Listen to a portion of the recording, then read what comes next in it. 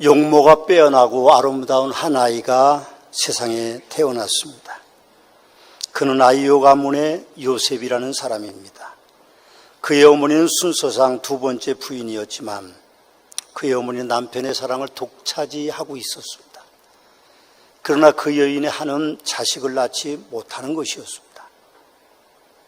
그가 세상에 나와 보니까 그가 나오기 전에 이미 3명의 어머니에게서 배다른 형제들이 10명이 먼저 아버지의 아들들이 있었습니다. 참으로 복잡한 집안이었을 것 같은 생각이 듭니다. 요셉의 어머니 라헬은 질투의 화신 같아서 남편 이삭의 사랑을 독차지하면서도 늘 자식 때문에 모자랐습니다.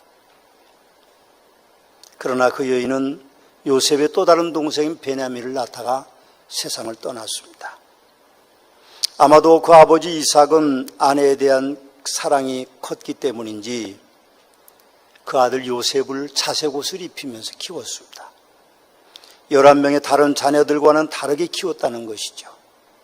그래서 형들 10명이 차색 옷을 입고 일을 시키지 않는 요셉을 보고는 아버지에게 원망도 했고 실제로 동생 요셉에게 시기와 질투를 했습니다. 그런데 설상가상으로 이 요셉은 아버지의 사랑뿐만 아니라 하나님의 사랑도 받고 있는 듯 싶었습니다.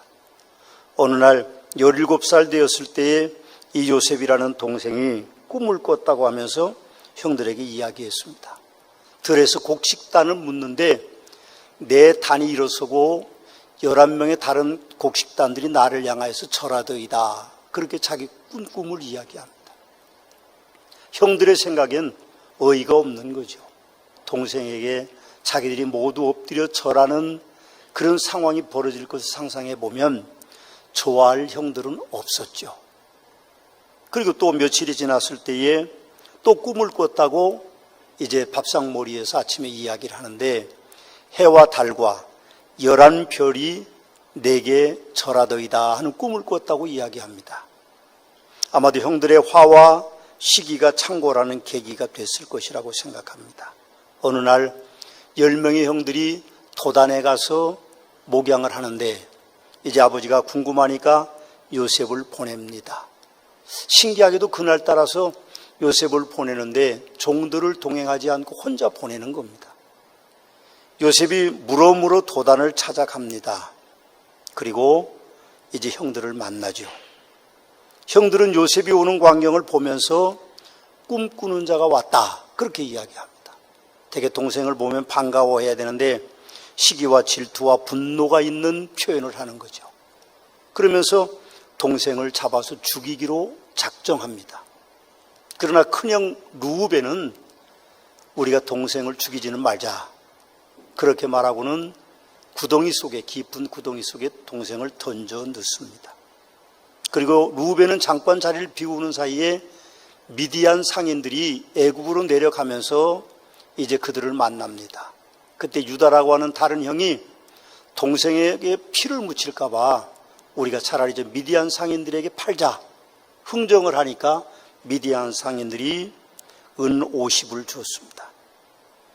그리고는 그에게서 그렇게 미워했던 채색 옷을 벗겨냅니다.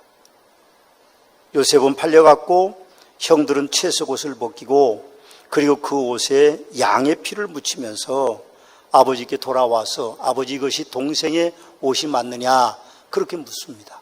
아버지는 채색 옷을 보고는 통곡을 했겠죠. 그리고 요셉은 팔려갑니다. 요셉이 애굽왕 바로의 친위대장 보디발의 집에 종으로 팔려가서 그곳에서 10년 동안 종살이를 합니다. 그러나 요셉은 복이 있는 사람이기 때문에 어디를 가든지 범사에 하나님이 형통하게 하셨습니다. 그래서 보디발의 신임을 얻고 그 집을 관리하는 총집사가 됩니다. 모든 것을 자기 마음대로 할 수 있도록 허락을 받죠. 그러나 아내만큼은 마음대로 할 수 없도록 했기 때문에 요셉은 아마도 어려움이 있었던 것 같아요. 그 보디발의 아내가 용모가 빼어나고 아름다운 요셉에게 반해서 나와 동침을 하자 그렇게 요구를 합니다. 여러 번 요구했지만 듣지 않았는데 우연히 같은 날 같은 장소에 둘만 있게 되니까 여인이 요셉을 아마 좀 유혹을 심하게 했던 것 같아요. 그러나 요셉은 그의 손에 맡겨져 있는 윗옷을 벗어 던지고 도망을 칩니다. 그리고 그 밤에 일이 터지죠. 친위대장 보디발이 왔을 때에 그 부인은 눈물로 자기의 어려움을 호소했던 것 같아요. 나를 겁탈하려고 했다. 그래서 내가 그 종의 옷을 잡고 있다. 아마 역으로 그렇게 했던 것 같아요. 보디발은 알고 있었던 것 같습니다. 아마 보디발이 그걸 사실로 믿었다면 그 자리에서 칼을 들어서 그를 해했을 텐데 알고 있었던 것 같아요. 그래서 감옥으로 보냅니다. 왕의 신하들이 갇히는 감옥으로 보냈는데 그 감옥에서 요셉은 2년이 넘게 감옥 생활을 합니다. 그러나 하나님께서는 요셉이 감옥에 있을 때도 범사에 형통케 하시는 하나님이셨습니다. 그래서 요셉이 손을 대는 곳마다, 일하는 곳마다 놀라운 형통이 나타나니까 간수장이 요셉에게 그 옥중에 있는 모든 살림살이 재반 업무를 맡겼죠. 만 2년이 지났을 때에 바로 왕이 꿈을 꿨는데 이상한 꿈을 꿨습니다. 나일강에 7마리의 소들이 있는데, 살찐 소들이 있었는데 갑자기 파리한 소, 야윈 소들이 와서 그 7마리의 소를 잡아먹는 꿈을 꿨습니다. 바로 왕은 굉장히 찝찝했겠죠. 그래서 해몽을 대신들에게 부탁했는데 아무도 대신 중에서는 그 꿈을 해몽할 주는 사람이 없었습니다. 왕은 명령을 내리죠. 내 꿈을 해석해 줄 박수들을 찾아라. 박사들을 찾아라. 그렇게 명령을 내리는데 애굽 그 드넓은 땅에 있는 박수들, 무당들, 그리고 총명하게 이름난 박사들이 그 꿈을 해석하는 사람이 없었습니다. 그래서 왕은 고민에 빠져 있고 그 광경을 보고 있던 술 맡은 관원장이 드디어 생각이 났습니다. 아, 왕이시여, 내가 감옥에 있을 때 이러이러한 젊은이가 있었는데 내 꿈을 해석해주고 떡 맡은 관원장 꿈을 해석해줬는데 그 꿈이 그대로 3일 후에 이루어졌습니다. 아마도 그 청년이면 충분히 왕의 꿈을 해석할 수 있을 것 같습니다. 빨리 불러라. 그래서 불렀는데 이미 하나님이 그 꿈에 대해서 아마 요셉에게 가르쳐 주신 것 같아요. 왕 앞에 나간 이 요셉이 7마리의 살찐 소는 풍년을 가리키는 겁니다. 애굽 땅에 7년 동안 풍년이 있을 것입니다. 그러나 파리하고 야윈, 그 풍요로운 소를 잡아먹은 소들은 흉년을 가리키는 건데 7년 풍년 이후에 7년 흉년이 있을 겁니다. 그렇게 이제 꿈 해몽을 해줍니다. 왕이 들어보니까 그 꿈이 맞는 것 같아서 이제 요셉과 이야기를 하다가 그럼 이 흉년을 어떻게 우리가 이길 거냐. 아마 요셉은 총명하니까 이렇게 하면 됩니다 하고 그 꿈 이제 전제로 그 문제를 해결해 주기를 원했어요. 왕은 너무 감동했죠. 그래서 감옥에 있던 그 젊은 이방인을 데려다가 애굽 저 온 땅을 다스리는 총리로 세웁니다. 그게 가능했을라나. 그런데 왕은 감탄했으니까요. 그래서 우리가 창세기를 보면요, 이 요셉이 풍년 때에 곡식을 많이 모아놓고 흉년 때에 그 곡식을 비싸게 외국 땅 사람들에게 파는 일들을 해서 애굽이 거부가 되는 일들이 일어납니다. 그 흉년의 기간이 계속되는 동안 문제는 가나안 땅, 애굽의 위쪽에 살고 있는 그 가나안 땅에 있는 그 형들과 아버지가 흉년을 맞게 되죠. 어떻게 한 해는 잘 버텼는데 그 다음에도 계속되는 흉년 속에 그들은 버티지 못하니까 애굽에 곡식이 많다는 이야기를 듣고 아마도 곡식을 사러 왔던 것 같습니다. 10명의 형들이 낙타를 타고 왔는데 이제 소문이 들렸겠죠. 가나안 땅에서 이러이러한 사람들이 곡식을 사러 왔습니다. 그러니까 그 사람들을 불러라. 높은 자리에 앉아서 애굽 복장을 하고 있는, 머리를 다 밀고 그리고 갑옷처럼 생긴 옷을 입고 위통이 다 벗은 상태로 그렇게 있는 그 총리 요셉을 형들은 알아볼 수가 없었습니다. 그러나 요셉은 자기 형들인 줄 알고 대화를 하지도 못하고 뒤뜰로 가서 자기 방에 통곡을 하고 나와서 그 형들에 대합니다. 그리고 형들을 금잔을 훔쳐간 도둑으로 몰고 형을 하나 감옥에 넣고 나머지 9명의 형들을 보내서 베냐민 동생을 데리고 오도록 하고 아버지를 결국 모시고 오는 해피엔딩으로 끝나는 이야기가 창세기에 기록되어 있습니다. 마지막 요셉은 그의 아버지의 죽음을 맞습니다. 성대한 장례식을 치러드리죠. 40일 동안 미이라를 만드는 작업을 했고 40일 동안 이제 그들이 애곡하는 기간 동안 있고 70일 동안을 애굽의 사람들이 애곡하도록 했고 40일 동안 이제 올라가서 장례를 치르고 옵니다. 그 요셉도 늙어 총리가 그만두고 마지막 운명하면서 그렇게 부탁합니다. 너희들이 우리 백성들이 다 애굽을 떠날 텐데 그때 내 흙을도 가지고 가서 가나안 땅에 묻어달라 하는 유언을 하게 되죠. 오늘 우리는 요셉의 삶을 살펴봤습니다. 그 요셉의 삶을 보면서 우리 인생은 어떻게 해야 될까 하는 이제 가르침을 우리가 배워야 할 것입니다. 성경의 가르침은 1.1핵도 편하지 않고 진리입니다.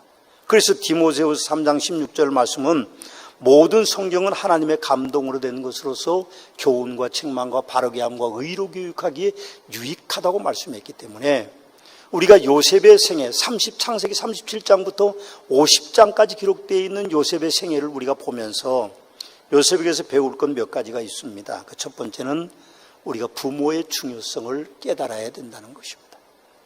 부모된 우리는 부모는 자녀에게 복을 나누어 주는 절대적인 존재라는 가르침을 잠시도 잊지 말아야 합니다. 부모에게서 태어난 요셉은 부모의 영향을 절대적으로 받을 수밖에 없었습니다. 아버지 야곱이 사랑하는 아내 라헬에게서 얻은 아들이라서인지 사회의 풍습이라고 보기 어려운 두 번째 부인에게서 얻은 장손도 아닌 이 아이를 사랑하는 그 사랑이 고스란히 그 아이에게 전달된 거죠. 물론 다른 자식들에게는 시기와 질투의 대상이 됐지만 부모의 문제는 거기서부터 시작되는 것입니다. 우리가 가끔 부모로서 어떤 때는요 자식들을 편애할 때가 있어요. 되게 부모들은 그런 이야기합니다. 야, 10손가락 내놓고 깨물어서 안 아픈 손가락이 어딨냐? 안 깨물어봐도 알죠. 새끼손가락 다 아프고 여기까지 오는데 다 아프면 10손가락 다 아프다 그렇게 이야기하지만 솔직히 부모는 자식들에 대한 편애가 있습니다. 하나 아니면 둘이면 편애가 별로 없을 수 있지만 한 7명쯤 5명쯤 키우는 자식들은요 자식들도 편애하게 돼 있어요. 그럼 편애하지 마십시오. 아들, 딸 편애해서는 안 됩니다. 사실은 요셉의 10형제들이 요셉을 미워하는 요인이 어디에 있습니까? 편애에 있죠. 어떤 경우에도 자식을 편애하는 부모가 돼서는 안 됩니다. 편애의 결과는 나쁜 결과를 낳을 수밖에 없는 거죠.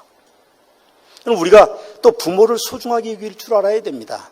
요셉은 부모를 애굽으로 모시고 왔습니다. 아직도 흉년이 남아있어서죠. 요셉의 효도는 창세기 50장에 가서 보면 1절 이하에 고스란히 담겨 있습니다. 거기 말씀해 보면 그렇게 되어 있습니다. 요셉이 그의 아버지 얼굴에 굽으려 울며 입맞추고 그 수종드는 의원에게 명하여 아버지의 몸을 향으로 처리하게 하며 의원이 이스라엘에게 그대로 하되 40일이 걸렸으니 미이라를 만드는 작업을 하는데 40일이 걸렸습니다. 향으로 처리하는 데는 이날수가 걸림이며 애굽 사람들은 70일 동안 그를 위하여 곡하였더라. 그렇게 이야기합니다. 이방 사람 하나 죽는데 아들을 잘 두어가지고 효도받는데 70일 동안 이스라엘 사람들이 곡을 하고 그리고 40일 동안 미이라의 작업을 하는 그런 일들이 일어나게 되죠. 가나안으로 이제 장례를 치르러 가는데도 거대한 군대들이 따라갑니다. 이스라엘 가나안 땅에 사는 사람들이 보니까 이스라엘 사람들이 아닌 애굽 사람이 통곡했다고 그 지명 이름도 애굽인의 통곡이라는 이름이 붙일 정도로 아버지의 장례를 거창하게 해줍니다. 또 요셉의 성회를 통해서 우리가 또 하나 배워야 될 점은 형제간의 우애를 깨달아야 합니다. 자식이 많으면 바람잘 일이 없다는 속담이 있습니다. 속담은 아니지만 사회적인 풍토로 보아서 아내가 많으면 태풍이 멈출 날이 아마 없을 겁니다. 그런 가정에서 자란 10명의 형들은 형제 우애를 몰랐죠. 차별 대우받으니까 당연히 미워하고 더욱 시기하는 것이 당연했는지도 모릅니다. 결국 형들은 동생을 사지로 몰았습니다.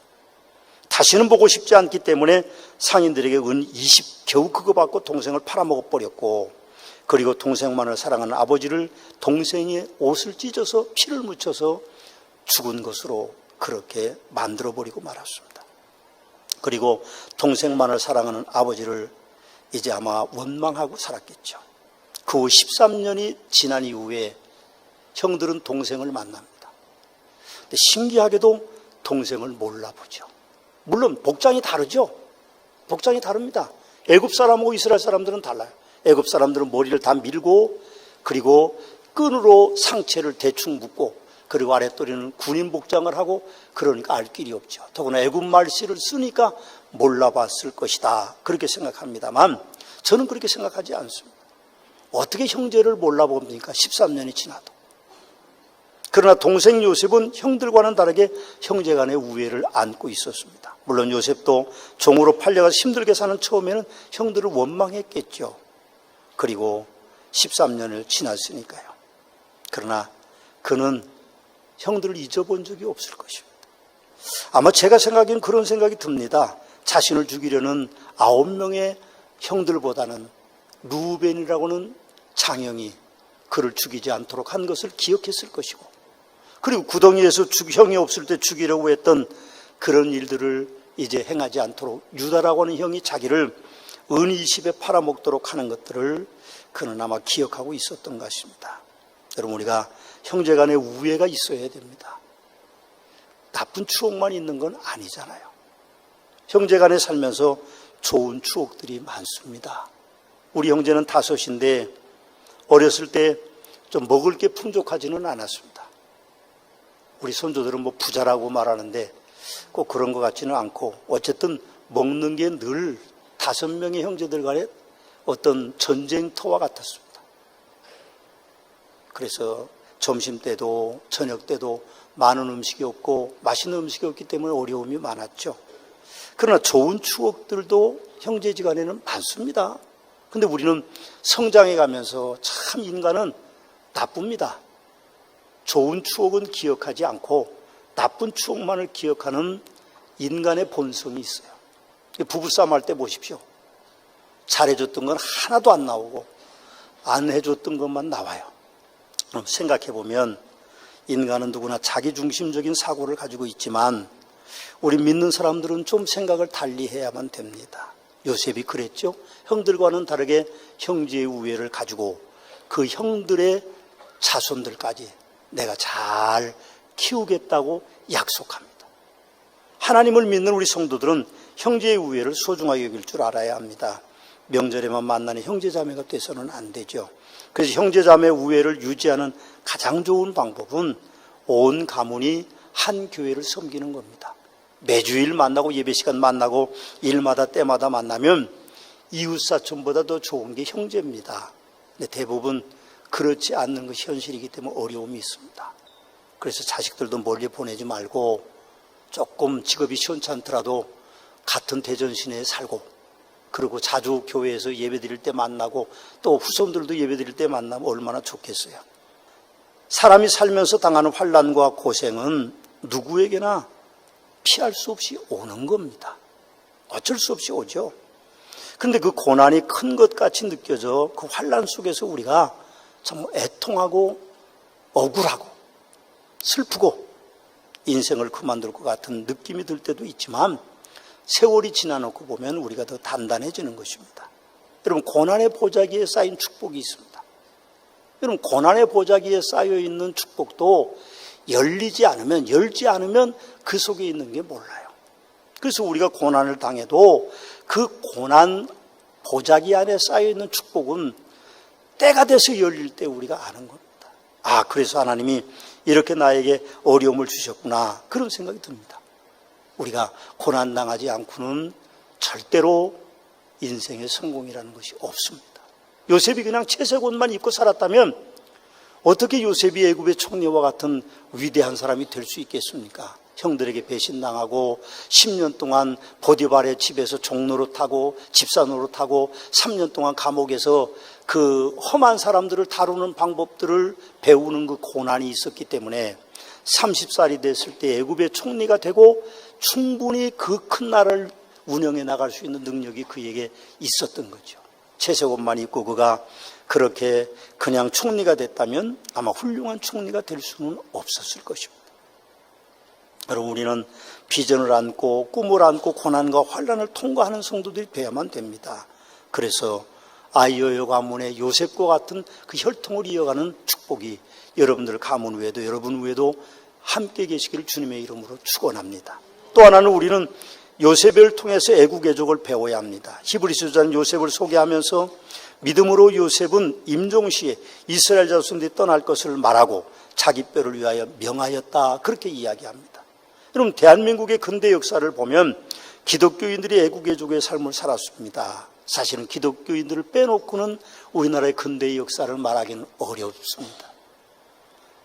6.25 전쟁 때 순교자가 많았고 이민족의 위대한 지도자들이 기독교인들이 많았습니다. 성도라면 당연히 나라를 사랑해야 됩니다. 저는 우리 대한민국을 사랑합니다. 요즘 조국 법무부 장관 임명으로 국론이 분열된 중에도 우리는 나라를 사랑하는 그 마음을 잊지 말아야 돼요. 이게 나라냐? 차라리 나라를 떠나겠다. 그렇게 해서는 우리는 안 되는 겁니다. 우리에겐 대한민국이 우리나라입니다. 이 나라를 사랑해야 되죠. 사실은 법무부 장관이 나라를 대표할 수 없는 것입니다. 성도는 우리가 문재인 대통령께서 이 나라를 잘 다스리는 위정자가 되도록 매일매일 끊임없이 기도해 드려야만 됩니다. 요셉의 생애를 통해서 우리는 또 하나 본향을 찾는 진정한 신앙인이 되어야만 됩니다. 창세기 50장 25절에 보면 이렇게 되어 있습니다. 요셉이 또 이스라엘 자손에게 맹세시켜 이르기를 하나님이 반드시 당신들을 돌보시리니 당신들은 여기서 내 해골을 메고 올라가겠다고 하라, 그렇게 이야기합니다. 요셉에게 총리라는 찬란한 영광을 가져줬던 애굽은 그의 삶의 영광의 무대였지만 애굽은 그의 본향이 아닙니다. 그래서 그는 그의 본향인 가나안으로 자기 해골을 가지고 가도록 부탁합니다. 그가 총리였기 때문에 총리로 세상을 떠나서 그의 시신이 가나안으로 갈 수는 없었을 것입니다.